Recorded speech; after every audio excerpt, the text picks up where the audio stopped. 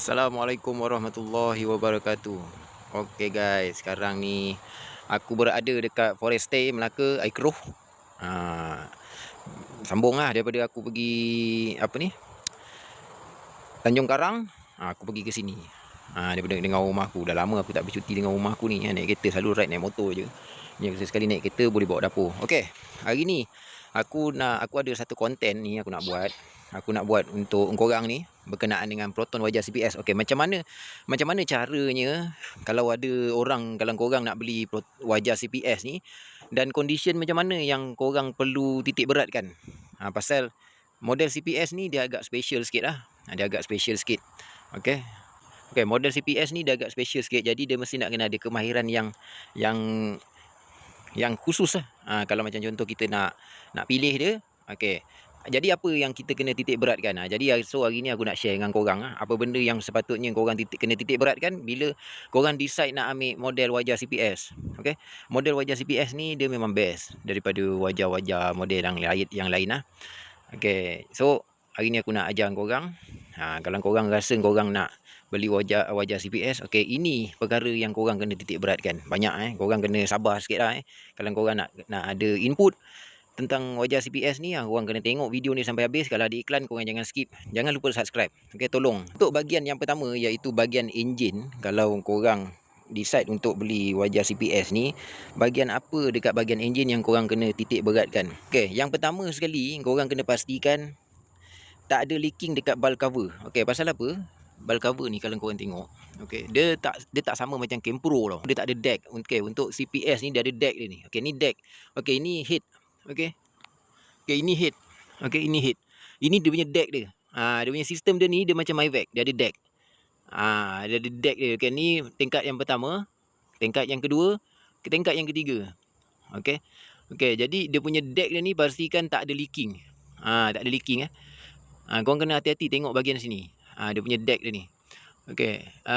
Pasal untuk head ni, dia takkan leaking dekat belakang dulu.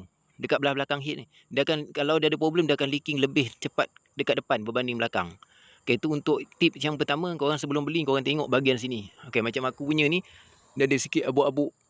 Dia ada sikit-sikit abuk-abuk. Ini maknanya dia punya seal dia ni nak kena tukar. Ni seal dekat skru dia ni, dia ada getah dia bawah dia ni. Tapi ni okey lagi lah, dia masih cantik lagi. Okey, terpastikan dekat sini jangan ada leaking. Korang kena tengok condition yang pertama. Sini satu leaking, sini satu leaking. Korang kena tengok. Okey, itu yang pertama. Okey, yang kedua, exhaust header ni. Acceptor. Macam ni aku dah tukar. Dah acceptor. Okey, untuk acceptor CPS dan juga Izora Bolt ataupun Kempro, dia akan mudah crack. Jadi korang kena tengok dekat macam sensor exhaust ni, auto sensor ni. Kalau standard ori punya dia dekat sini. Korang kena tengok dekat keliling auto sensor dia punya trip dia tu, biasanya dia akan crack kat tepi tu. Macam ni auto sensor punya tempat kan, dia akan crack dekat tepi ni. Korang kena tengok benda tu. Okey, kalau crack, kalau boleh korang larat nak repair, nak betulkan. Dia kalau dah crack tu dia tak boleh welding. Welding pun nanti dia akan crack balik semula. Okey, kalau korang ada bajet, korang tukar sector macam ni, korang ambil kereta tu. Kalau korang sanggup. Okey, yang seterusnya, pastikan plug cover ni, plug kabel ni. Okey, plug kabel ni dia okey lah. Macam ni aku punya dah tukar dah. Dah tukar yang lain lah, yang aftermarket punya. Okey, pastikan jangan ada yang reput lah. Lepas tu yang seterusnya, pastikan dekat engine head ni jangan ada bunyi knocking. Takut. Bila masalah knocking ni dia ada banyak sebab lah. Okey, untuk Kempro dan juga Kempro CPS ni, kalau ada knocking, sama ada minyak hitam kau tak naik ke atas, oil sump kau sumbat dekat mikrofon, ataupun dekat intake kau ni dia problem. Kalau macam Kempro biasa dia IAFM. Kalau macam Kempro CPS dia tak pakai sistem IAFM. Tapi dia punya intake dia ni tak banyak problem sangat lah. Tak banyak problem sangat macam IAFM. So biasanya kalau bunyi knocking dekat sini, dia biasanya ada masalah oil pressure tak cukup naik atas. Kat situ korang nak kena hati-hati lah. Okey, yang seterusnya, pastikan sensor VIM berfungsi dengan baik. Okey, apa itu sensor VIM? Okey, sensor VIM dia terletak dekat intake. Okey, intake dekat bawah sini dia ada satu. Okey, sensor VIM ni biasanya dia akan aktif waktu 4500 RPM dan ke atas. Bila korang start engine, okey, macam korang start engine kan, korang nak test nak beli kereta tu, korang start biar dia running dulu kan. Okey, lepas tu korang tekan tekan pedal minyak tu, pedal minyak tu, korang tekan sampai RPM naik sampai 6000. Ataupun korang rem tekan sampai dia naik 6000, kita tengok check engine dia naik ke tak. Kalau check engine dia naik, maksudnya sensor beam dia ataupun auto sensor dia problem. Tu biasanya yang terjadi lah. Macam apa yang terjadi dekat kereta aku ni. Aku dah beli barang tapi belum repair lagi. Tapi sensor beam dia tak ada masalah apa-apa, dia tak kacau sistem engine. Dia cuma beam punya sistem ni macam Kempro biasa dia ada IAFM. Lepas tu IAFM plus. Kan? Lepas tu macam CPS ni dia tak pakai IAFM, dia pakai sistem beam VIM. Tak silap aku dia punya variable intake manifold. Dia sistem kan dekat intake. CPS ni. Okey, yang seterusnya pastikan throttle body berfungsi dengan baik. Throttle body. Okey, throttle body korang pastikan berfungsi dengan baik lah. Bila korang start, idling stabil. 980 RPM. Dia tak sampai nombor 1 lagi. Dia bawah nombor 1 tu. Dekat RPM kita nombor 1 tu bawah sikit. Dia 980 dah maksudnya. 980 RPM. Dia kalau dah sampai 1 tu maksudnya dia 1000 RPM. RPM maksudnya rev per minute. Maksudnya kalau 980 dia punya idling dia tu maksudnya 980 kali dalam 1 minit enjin korang berpusing. Tu masuk RPM, rev per minute. Okey, macam contoh yang seterusnya, throttle body korang nak check dia stabil ke tak stabil, pastikan bila korang on aircon, bila aircon punya kompresor dia on, idling throttle body dia stabil. Maksudnya dia tak jatuh. Bila dia jatuh, tu dah problem sikit lah throttle body. Tapi Kempro biasanya dia agak susah sikit lah, dia tak macam MMC punya. Lepas tu yang seterusnya, kalau boleh aku nak cakap dengan korang, pastikan sebelum korang beli kereta, pastikan korang dapat kereta yang belum pernah overhaul. Belum pernah overhaul, belum pernah buat top overhaul. Itu sebenarnya yang paling dara, yang paling best kalau korang boleh dapat. Sebab apa aku cakap gitu? Misalnya kata, kalau dia kata owner lama cakap masa korang nak beli, owner lama cakap ini kereta saya ni saya dah buat dah top overhaul. Okey, kenapa dia buat top overhaul? Yang pertama sekali, dah confirm disebabkan overheat. Engine dia dah overheat. Bila engine dia dah overheat, maksudnya head ni dia dah pergi hantar skim. Okey, bila head dah hantar skim, dia nak kena overheat balik, dia agak senang. Dia tak original lagi dah. Dia terpaksa pakai gasket tu agak tebal sikit. Jadi dia punya quality engine dia tu dia tak sama macam original. Tu kalau korang dah pergi buat top overhaul. Okey, kalau belum buat top overhaul, maksudnya dia semua original lagi. Gasket original, dia tak ada buat grembal, benda apa semua original lagi, dalam head semua original. Maksudnya dia tak pernah kena skim. Maksudnya condition semua original. Okey, itu untuk top overhaul. Kalau untuk overhaul, general overhaul, maksudnya atas dan bawah dia dah buat, dia dah tukar. Takut piston dia pernah jam, engine bawah dekat blok piston dia pernah jam. Piston jam, lining block tu dia akan calar. Bila lining block tu akan calar, biasa kita akan hantar engineering untuk buat polish, untuk buat bore, dia besarkan sikit, lepas tu pakai piston oversize.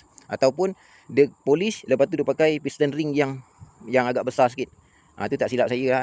Okey, bila dia dah bore, dia dah pakai, dah banyak, dah besar, dia penggunaan petrol dia agak tinggi sikit. Penggunaan petrol dia agak tinggi. Okey, tu perbezaannya kalau korang dapat kereta CPS ataupun kereta-kereta lain yang dah pernah buat top overhaul dan juga overhaul. Owner cakap, ini saya dah buat overhaul, jangan risau, tak ada benda ni, okey. Kena tanya dia, okey bang, kenapa top overhaul dulu? Biasanya orang buat top overhaul mesti disebabkan dia dah overheat. Kalau dia kata tak, saya buat top overhaul sebab gasket tu dah lama sangat saya tak tukar, jadi saya tukar. Tu okey lah, tak ada masalah, tu cantik, tu dapat macam itu memang cantik.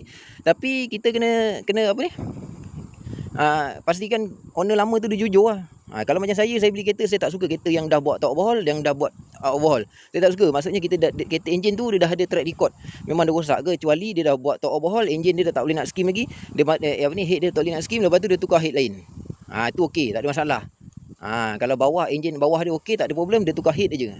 Head original seketul CPS dia masuk, tu okey, tak ada masalah. Tapi kalau head yang sama juga dia buat skim, kalau boleh elakkan beli. Kalau boleh elakkan beli lah, kalau macam gitu. Yang seterusnya, korang kena check throttle body. Okey, throttle body korang kena buka. Okey, korang buka air cleaner ni, air filter ni korang buka. Okey, buka satu set dia ni. Okey, buka, lepas tu korang tengok dekat mount, dekat mulut throttle body dia tu. Tengok banyak minyak hitam tak?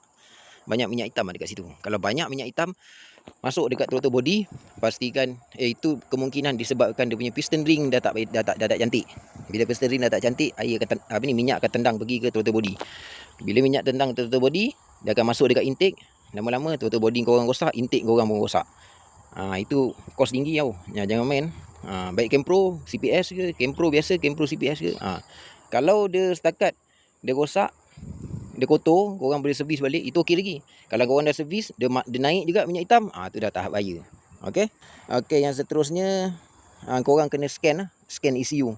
Tengok ada tengok memori fault code dia ada tak untuk CPS. Kalau ada, korang senang lah, korang dah dapat, korang senang untuk korang perbaiki. Jadi korang tahu apa benda yang korang nak kena buat. Okey, yang seterusnya tadi bahagian enjin. Kat sini aku nak beritahu kat korang bahagian gearbox pula. Gearbox ni kita nak test dia bila. Okey, aku nak beritahu dekat korang satu rahsia. Okey, macam mana korang nak check gearbox auto? Yang pertama sekali, check gearbox auto jangan waktu enjin panas. Nak tengok condition penukaran gear dia tu, pastikan test dia waktu enjin sejuk. Okey, cakap dengan abang, saya nak test, nak datang nak test kereta, pastikan enjin kereta abang sejuk. Sejuk, kalau boleh first start untuk hari tu, waktu korang datang pergi check. Jangan sebelum korang datang tu korang check dulu enjin, tengok panas ke sejuk. Kalau macam suam-suam ni, maksudnya dia dah panas ke enjin. Bila gearbox auto, bila enjin panas, kita tak dapat detect dia punya kerosakan dia. Okey, kita dapat detect kerosakan dia waktu enjin sejuk saja. Okay, yang pertama, bila enjin sejuk, korang masuk D dia tak tangkap. Ataupun korang masuk D dia bam menyentap. Tu dah maksudnya kelas dia dah nak habis. Kelas plate dia dah nak habis. Gearbox auto dah ada kelas ya. Bukan dia ada kelas juga, tapi dia wet kelas, dia tak sama macam manual. Dia dry kelas. Okey, yang kedua, korang test waktu enjin sejuk, korang test masuk gear reverse. Okey. Lepas tu yang ketiga, test waktu enjin sejuk, korang dah masuk gear D, korang jalan. Korang tengok gear 1 tu mengerang ke ataupun tidak, dia nak masuk gear 2. Kalau kalau dia agak mengerang yang melebihi RPM 4,500 ataupun dah sampai 5,000 baru dia nak tukar gear dia. Itu dah bahaya. Waktu itu dah maksudnya dah tak elok lah dia punya gearbox dia dah tak berapa cantik lagi. Okey. Okey, lepas tu check dipstick. Okey, dipstick. Okey, check ATF dia punya dipstick ni, korang tarik, korang tengok condition owner lama dia jaga ke tak jaga. Korang tengok warna dia merah pink lagi ke ataupun dah merah dah macam kehitaman. Bila merah dah kehitaman tu maksudnya owner lama, previous owner tu dia tak jaga maintenance. Okey, bila dia tak jaga maintenance, korang tahulah condition dia macam mana, condition dia agak teruk lah. Pun sama juga untuk enjin, korang boleh check condition minyak hitam dia, korang tengok gelap ke apa. Kalau kita tengok semua cantik, minyak hitam cantik, minyak gearbox cantik, maksudnya previous owner dia pandai jaga kereta lah. Okey, tu salah satunya punca korang nak kena tengok condition dia macam mana. Okey, lagi satu, kalau macam contoh owner cakap korang check minyak hitam minyak gearbox auto dia ni, kalau korang tengok dia warna pink gelap. Tapi owner cakap saya baru tukar. Dia minyak gearbox ni dia 30,000 ataupun 40,000. Yang terbaik 30,000 sekali korang kena tukar lah. Itu yang terbaik. 40,000 pun boleh, itu factory punya saranan. Tapi macam aku 35,000 aku dah tukar dah. Okay, macam kata kalau dia kata saya baru tukar, tapi kau tengok dia hitam juga. Maksudnya dia punya filter gearbox dalam dia, oil filter minyak untuk gearbox, auto gearbox ni dah nak kena tukar. Tu pun agak menelan kos yang tinggi juga. Korang nak ambil, nak tukar, nak turun gearbox. Pasal auto filter untuk Kempro dia kena turun gearbox. Turun gearbox baru boleh kita tengok, baru boleh tukar auto filter tu. Kalau macam Pro 2 dia dekat luar, dia selak je dekat dia punya hitam oil sum auto gearbox auto dia tu dah boleh tukar filter auto dia tu. Untuk Kempro kena turun gearbox. Jadi kos dia tinggi lah kalau korang nak buat. Okey, yang seterusnya korang kena check lah. Korang kena check dari segi macam contoh dry sub oil seal. Okey, dry sub oil seal korang tahu kan, tempat kita cocok dry sub tu dekat gearbox belah dalam, kepala dry sub tu kita nak masuk kat situ pun boleh disebabkan leaking. Tengok leaking ke tak leaking. Check, kalau leaking korang mampu, macam dry sub oil seal ni pun nak kena buka dry sub. Kalau ada leaking, kalau kau boleh cakap dengan owner lama, cakap bang dry sub ni leaking, dry sub oil seal, kepala yang dekat gearbox nak kena masuk. Okey, yang seterusnya flywheel oil seal. Flywheel oil seal ni maksudnya dia dekat bahagian tengah sini. Dry sub oil seal kalau leaking dia dekat sini. Dekat sini dekat bahagian sini. Okey, tu kalau leaking dekat sini minyak auto, maksudnya barrier sini maksudnya dry sub oil seal. Maksudnya kena buat. Kalau leaking dekat tengah, dekat bawah, dekat bahagian sini kan. Bahagian sini leaking, tu maksudnya flywheel oil seal. Belah bawah, flywheel oil seal. Flywheel oil seal dia biasanya dia tak leaking minyak gearbox, dia akan leaking minyak enjin. Flywheel oil seal. Jadi kalau kau nak buat flywheel oil seal, korang kena turun gearbox lagi. So salah satu antara faktor-faktor yang kalau korang nak pilih, kalau korang minat nak beli wajah CPS, Kempro CPS, korang cari, korang follow tips yang aku dah bagi ni. Okey. Lepas tu yang seterusnya, Okey, pastikan safety feature untuk Campro CPS ni dia ada ABS lah. Okey, dia ada ABS. Okey. Kau nak kena test lah ABS ni masih fungsi ke tak masih fungsi. Korang kena jalan kat tempat berpasir ataupun waktu jalan hujan dalam 50-60 km korang brake emergency. Korang tengok ada rasa bergegar tak dekat bam bam bam. Kalau ataupun dekat pedal korang, dekat pedal brake korang dia akan macam ada bunyi, dia ada vibrate. Bila dia ada vibrate tu maksudnya dia maksudnya dia gitu. Maksudnya ABS tu berfungsi dengan baik. Kalau korang brake tayar dia mengelongsor, dia licin, dia lock, dia tak ada macam gegaran vibrate tu, maksudnya ABS korang dah tak function. ABS dah tak function lagi lah. Bila ABS tak function, dah tak best lah. Bawa kereta di ABS tapi ABS tak function. Tu macam tak best lah. Okey. Yang seterusnya, pastikan air radiator tak berkarat. Kalau korang check kereta tu, korang nak beli kereta tu, korang buka radiator berkarat je. Lebih baik korang, kalau karat dia tengoklah, karat dia sikit-sikit tu tak apa lagi. Korang boleh bilas pakai coolant yang baik. Kan korang masuk, pakai dalam 3-4 hari, korang flush, buang coolant tu balik, masuk coolant baru, tu okey lagi. Tapi kalau dah berkarat, dah berlendir, maksudnya korang, kalau boleh korang cari kereta lain. Pasal air ni dia akan melibatkan seluruh sistem cooling system untuk enjin. Bila dia dah problem, enjin kau senang overheat, bahaya. Okey, bahaya sebab apa? CPS ni dia ada pakai oil cooler. Okey, oil cooler CPS ni dia ada terletak dekat belakang. Dekat belakang sini dekat head, bawah head, dia dekat blok. Betul-betul antara blok dengan head tu dia terletak dekat situ ada oil cooler. Oil cooler dia macam CFE punya sistem, tapi oil cooler untuk CPS ni dia lain sikit lah. Dia ada dua hose ke berapa hose tak silap aku lah. Kalau CFE dia lain sikit. CFE dia lain sikit. Okey. Sebab bila sistem cooling system tak betul, dengan oil cooler kau akan tersumbat. Bila oil cooler kau tersumbat, kau punya kereta boleh overheat.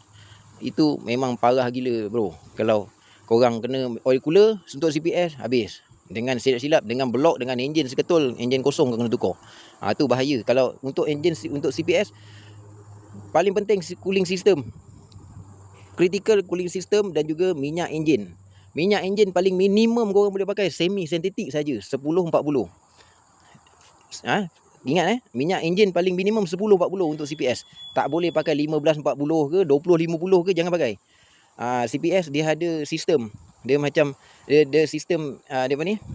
Ya, cam profile switching dia perlukan minyak semi, minimum semi. Korang jangan suka-suka pakai 20-50 ke apa ke. Okey. Itu bahaya. Yang pertama, korang tengok jaga air. Yang kedua, minyak hitam kena jaga. Ni jangan pula radiator coolant ni korang pergi pakai Mr. DIY punya. Jangan pakai Mr. DIY punya, jangan beli dekat spare part. Paling yang biasa punya pun, kalau boleh Toyota punya ke ataupun Nissin punya ke, korang pakai yang tu. Tu yang terbaik lah, yang biasa aku pakai. Tak ada masalah. Okey, tak ada masalah apa-apa pun. Okey. Yang seterusnya, tadi aku dah beritahu minyak hitam paling minimum 10-40. Okey, yang seterusnya bahagian dalam Okey guys, untuk yang seterusnya bahagian dalam. Okey, bahagian dalam pastikan SRS sistem dia dalam keadaan yang baik lah.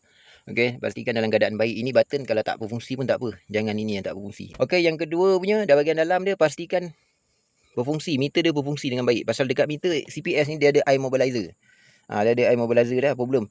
Kalau meter dia rosak, check engine pun boleh menyala juga. Tu yang pelik sikit tu. Lepas tu meter dia punya ni, mileage dengan jam dia ni boleh rosak juga. Kalau korang carilah condition yang baik sikit. Cari condition yang baik, pastikan RPM dia jalan, meter speedo dia, meter speed sensor dia pun jalan, lepas tu mileage dia pun jalan.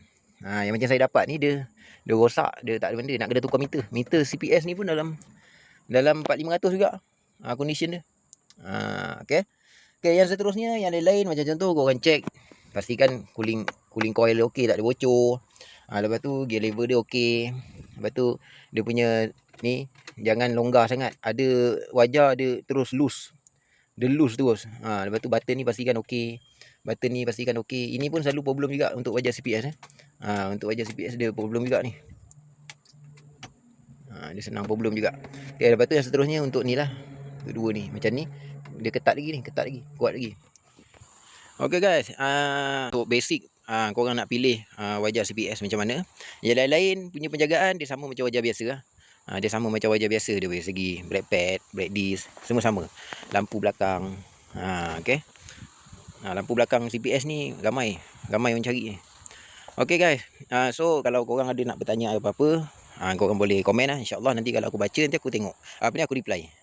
Okay, setakat tu je video konten aku yang agak panjang ni. Harap korang tengok sampai habis. Okay, seri ada lagi satu. Ada lagi dua, sorry lupa. Okay, untuk wajah CPS, pastikan korang dapat original HID. Hanya CPS punya model saja, dia punya lampu dia original HID. Maksudnya original HID ni dia boleh kontrol daripada dalam dia motor dia. Dia boleh naik turun, kontrol daripada dalam. Okey, untuk kalau dia dah tukar wajah CPS punya, dia dah tukar Kempro punya, maksudnya dia tak pakai HID, dia pakai mungkin apa nama ni, mentol yang biasa, halogen ataupun LED dia tukar. Tapi dah tak boleh nak kontrol daripada dalam Dah tak boleh nak kontrol daripada dalam. Okey, yang seterusnya pastikan side mirror ni dia boleh flip. Dia boleh auto flip, dia boleh control daripada dalam. Korang nak tutup boleh, nak buka pun boleh pakai switch daripada dalam. Okay guys, so setakat tu je video aku. Harap korang dapat manfaat daripada video aku ni. Dan jangan lupa subscribe, like dan juga share. Okay, Assalamualaikum warahmatullahi wabarakatuh. Bye bye.